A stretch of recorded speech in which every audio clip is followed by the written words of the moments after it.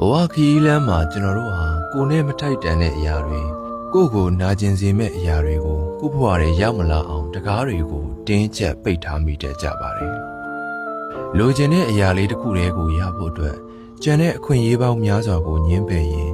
ကျွန်တော်တို့ဟာကိုယ်တန်ရောစင်ကြိုးတွေနဲ့တင်းတင်းကျပ်ကျပ်ချီနှောင်ထားမိတတ်ကြပါတယ်။အဲဒီလိုညှင်းပယ်မှုတွေအဲဒီလိုဆုံးဖြတ်ချက်တွေဟာ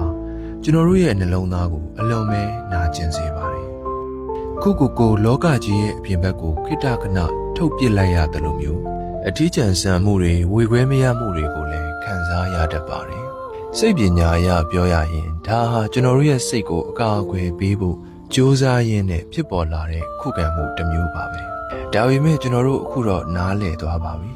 ။အတင်းကျပ်ဆွဲထားလို့လည်းမရသလိုအတင်းကျပ်တွန်းထုတ်နေလို့လည်းငြိမ်းချမ်းမှုကိုမရနိုင်ဘူးဆိုတာကိုပေါ့။အခုချိန်မှာတော့ကျွန်တော်တို့တက်မြောက်လာတာကတိတ်ဆိတ်ခြင်းပါပဲ။အရာအလုံးကိုအတင်းကျပ်လှုပ်ယူမနေတော့ပဲစီးဆင်းလာတဲ့အတိုင်းကိုတည်ငြိမ်တဲ့စိတ်ကလေးနဲ့ရင်ဆိုင်တက်လာတာပါ။လောကကြီးကပေးလာတဲ့ရှိတရားကိုပဲအေးချမ်းချမ်းလက်ခံလိုက်တဲ့အခါမှာကျွန်တော်တို့ရဲ့စိတ်ထဲမှာအရင်ကမရှိခဲ့ဘူးတဲ့လွတ်လပ်မှုတစ်မျိုးကိုစတင်ခံစားလာရပါလိမ့်မယ်။ကိုယ့်ရဲ့အတွင်းစိတ်နဲ့ပြန်လည်မိတ်ဆွေဖွဲ့နိုင်ခဲ့ရင်အရာအလုံးဟာဖြစ်တည်ပြီးပျက်စီးသွားတာကြီးပဲဆိုတဲ့အမှန်တရားကိုသိမြင်သွားတဲ့အခါဘယ်အချိန်မှမဆိုအေးချမ်းတဲ့နှလုံးသားတစ်စုံကိုပိုင်ဆိုင်လာပါလိမ့်မယ်